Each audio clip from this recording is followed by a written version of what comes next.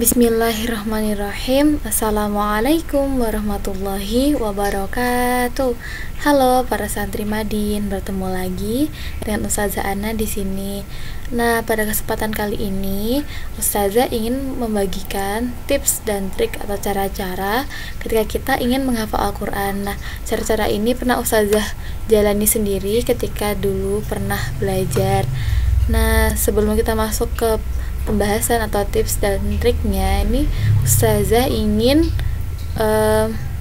memberikan motivasi salah satunya dari ayat Al-Quran. Nah, ini di surat Al-Qamar ayat 17 dijelaskan bahwa dan sungguh telah kami mudahkan Al-Quran untuk peringatan, maka adakah yang mau mengambil pelajaran? Nah, kata peringatan di sini bisa masuk ke dalam untuk mengingat atau menghafal Al-Quran. Jadi itu ketika kita ingin menghafal atau belajar Al-Quran itu oleh Allah sudah dimudahkan. Jadi sebenarnya yang menjadi kunci utama itu adalah kemauan, bukan hanya tentang menghafal Al-Quran saja begitu.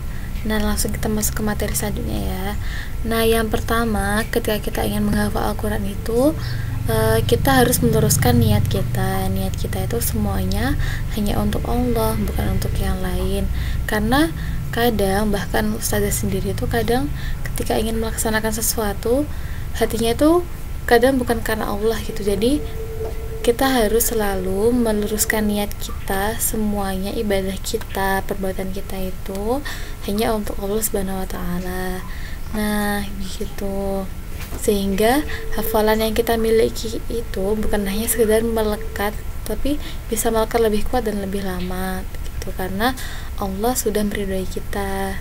Kemudian selanjutnya, nah yang seperti ini atau mentalkin atau menghafal berulang kali, biasanya ketika ada gurunya Ustazah, maksudnya ketika para santri nanti mengaji itu mendengarkan langsung bacaannya dari rekaman maupun dari ustadz-ustazahnya. Jadi didengarkan berkali-kali sampai hafal begitu. Nah, dengan mentalkin seperti ini, daya ingat kita itu bisa lebih kuat biasanya karena kita mendengar langsung bacaan yang dibacakan oleh orang lain begitu. Kemudian mentasmi'. Jadi setelah kita menghafal Al-Quran, nah beberapa ayat itu nanti kita menyetorkan atau memperdengarkan bacaan kita kepada ustadz atau ustazah gitu ya, bergantian. Jadi yang tadi kita menghafalkan, setelah dihafalkan kita menyetorkan bacaan kita kepada ustadz atau ustazah gitu untuk memenuhi target kita. Kemudian, nah jadi ketika menghafal Al-Quran itu kita harus selalu memperhatikan tahsinnya, karena tahfidzul Quran itu adalah langkah selanjutnya setelah tahsinul Quran.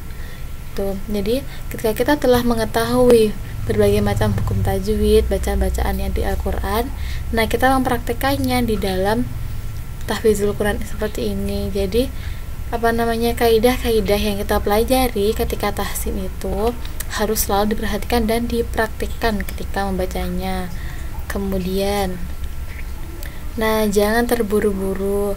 Nah, ketika kita menghafal Al-Quran itu kita kadang memiliki target mau berapa ayat, berapa surat, seminggu berapa ayat begitu. Nah, tapi yang pertama, jangan sampai target kita itu membuat kita terburu-buru sehingga bacaan Al-Quran menjadi kayak kurang terstruktur, kurang baik. Tahsinnya tuh kadang kurang diperhatikan. Jadi kita fokus ke target, tapi harus juga tetap mempraktikkan dan memperhatikan tahsin tadi ya, seperti Ustazah bicarakan di slide sebelumnya. Kemudian, nah ini jika mampu dihafal, kita bisa menghafal Al-Quran bersama artinya. Nah, ini biasanya berlaku untuk yang sudah cukup paham bahasa Arab. Tapi untuk para santri ini tidak diwajibkan, ini hanya bagian dari salah satu cara Ustazah dulu begitu. Nah, ini kadang tuh kita memiliki ayat favorit atau surat favorit di dalam Al-Quran. Nah, jika kita menghafalkannya bersama artinya tuh kadang itu bisa cukup membantu kalau Ustazah sendiri gitu. Nah, tapi untuk para santri ini tidak diwajibkan, ini hanya ustazah ingin bagikan pengalaman ustazah begitu.